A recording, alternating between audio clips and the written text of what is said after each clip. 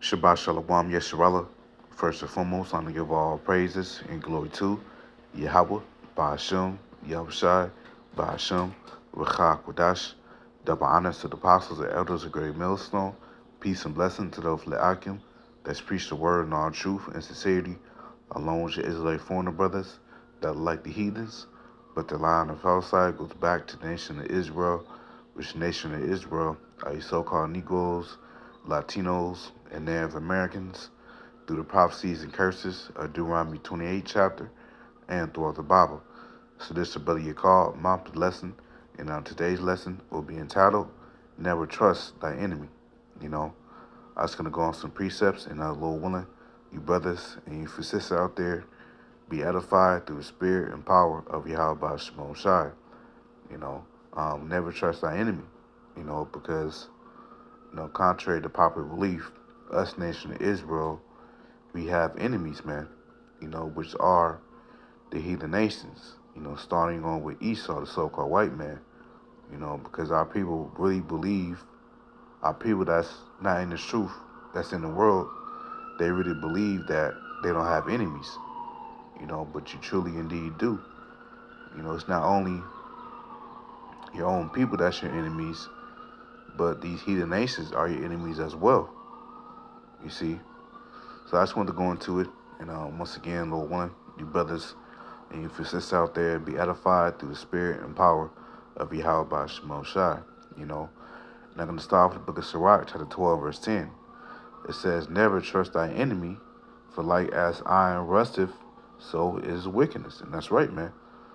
So the scriptures is putting us up on game, man, to never trust thy enemy, And let's first establish who our enemies are of the heathen nations, Because when you read Psalms the 8th chapter, start out verse 5, it says, for they have consulted together with one consent.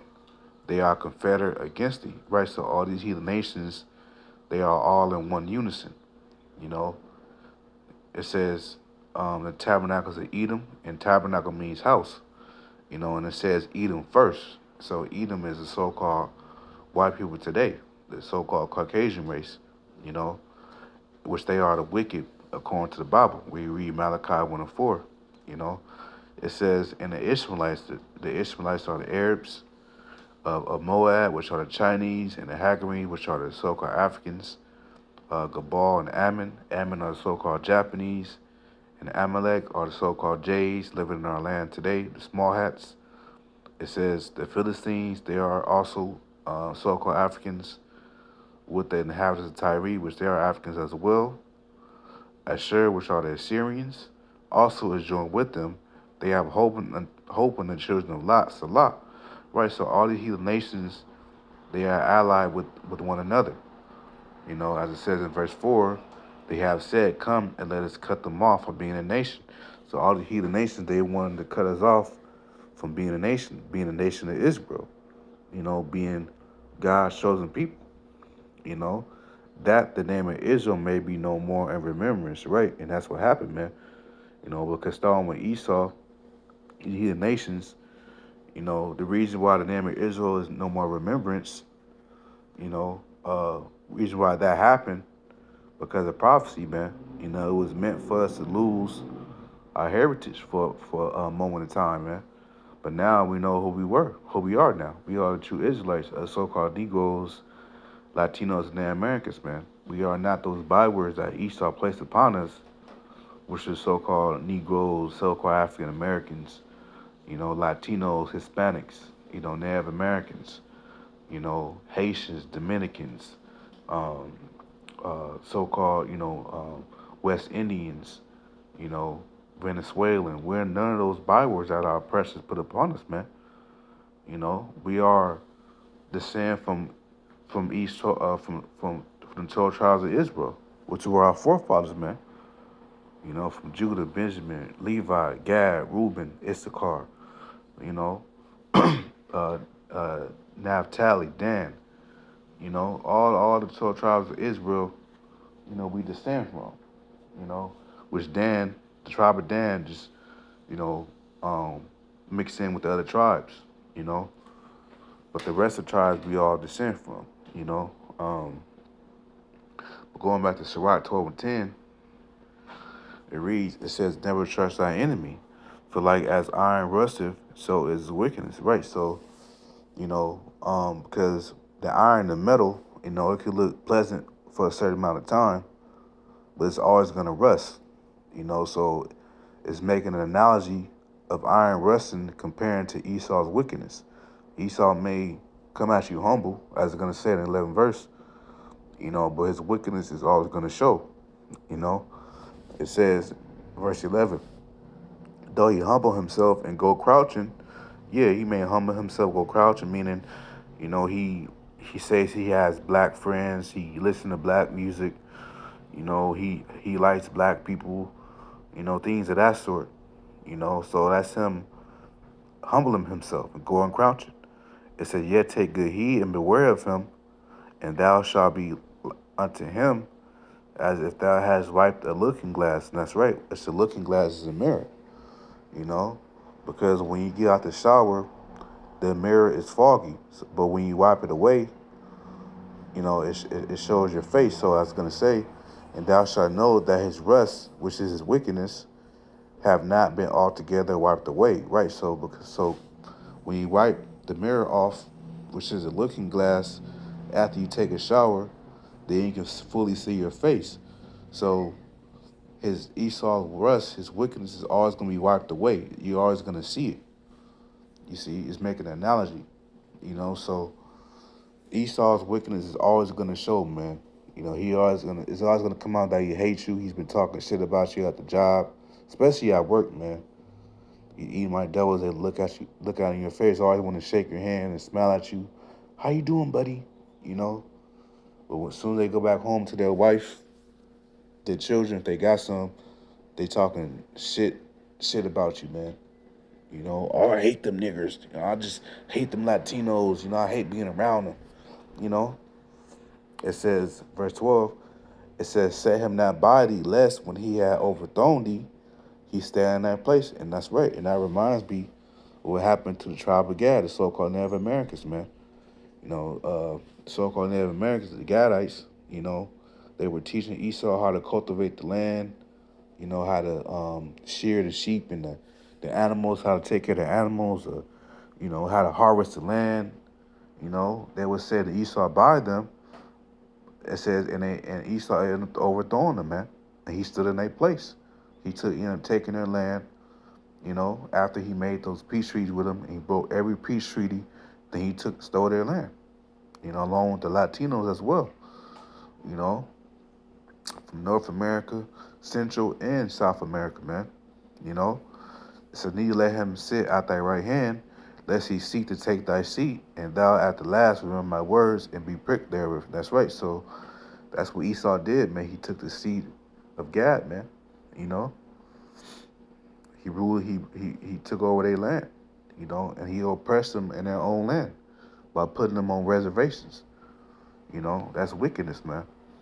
You know, and you're supposed to, as it says, and thou at the last remember my words. So we're supposed to remember these words, man, because our forefathers who wrote the scriptures, the prophets, they knew the true conduct of our enemies, the heathen nations, man, through experience. So they put us up on game by writing these things to tell their future descendants of how to be towards the heathen nations. You know, it says even on 2/3 of our own people, the wicked Israelites, man. But I'm fully focusing this lesson on these heathen nations, our enemies, Dom and Esau. It says, who will pity a charmer that is bitten with a serpent? Right, because a serpent is a snake, and a charmer is the one that tries to, deceive the snake. And pity means, be merciful, feeling bad. So why should we feel bad for a charmer that's bitten by a snake? Because that charmer knew what he was getting involved in, man. He knew the consequences. He knew he can potentially be put to death by the snake. It says, or such as any come now nigh wild beast. Right. So why should we feel bad for someone that gets put to death if they're by a wild beast? such as a lion. You know that lion can devour you, but you want to make shows around the lion, you know. It says, verse 14. So one that goeth to a sinner and is defiled with him in his sins, who will pity, right? So when our people take the CHIP, the charagma, according to Revelation 13:16, we're not gonna feel bad for you, man. Because we've been telling you, starting on with our apostle Elizabeth Millstone, we've been telling you Israelites not to take it. So when you take it and then all these bad things start happening to you, we're not gonna feel bad, man. And Lord willing, the Lord put the spirit on us not to take the CHIP, man, the charagma, the implantable device that will go in either hands or your forehead, according to Revelation 13:16. You know, so we're not gonna feel bad for people, when bad things start happening to them, ultimately getting destroyed by the nuclear fire. When the missiles come and hit, destroy America. You know, it says in Sirach, Second Ezra 16. Let's get that. Let's see, yep. This is Second Ezra 16:69. It says, "And they that consent unto them, consent meaning be in agreement." You know, so, and they that consent unto them, consent be in agreement with the Edomites to take the charagma. You know, and they that consent unto them shall be had in derision and reproach, and trodden underfoot. Right. So if you take that CHIP from Esau, then they're gonna be laughing at you, man. You're gonna be in derision, mean a laughing stock, and you're gonna be in reproach, man. Especially if you knew you were Israelite. You know, so it's not gonna look bad. It's gonna look bad for you if you take the chip and Esau laugh at you, man. Your enemy. You see, it says verse 68. I should have read this verse.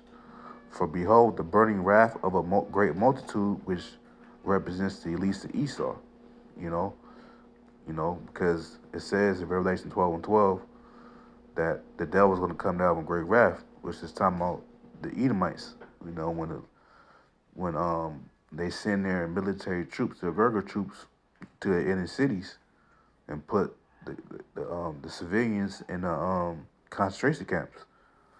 It says, "For behold, the burning wrath of a great multitude is kindled over you, and they shall take away certain of you." So some of us in the faith, we're gonna be taken in the concentration camps, man. According to Revelation 2:10, it says, "And feeds you being idle." So we're gonna be idle. Idle meaning stationary. So we're gonna be stationary in them concentration camps. It says, "With things offered unto idols," and right, and that chip is an idol, man. And we're not supposed to take that, because if we take that CHIP, that means that we accept the Esau as our God. And the Lord, Yahweh Shemosha, is definitely going to destroy us for that if we do take the CHIP, And Lord willing, we don't, man. The Lord put a mighty spirit on us to keep us from the hour of temptation, as it says in Revelation 3:10. You see? But yeah, man, I just want to make a quick lesson on that. Never trust our enemy, man. The scriptures put us up on game. Our forefathers that wrote the Bible put us up on game to not trust our enemies, man. Somewhat the heathen nations, and also 2/3 of our people. Because they come in the same spirit of Esau. Hence why our Lord Yahushua called wicked Jews, "You are your father, the devil." He's talking about Esau, man. So, yeah, I can, Lord willing, I was edified. And until next time, Shalom.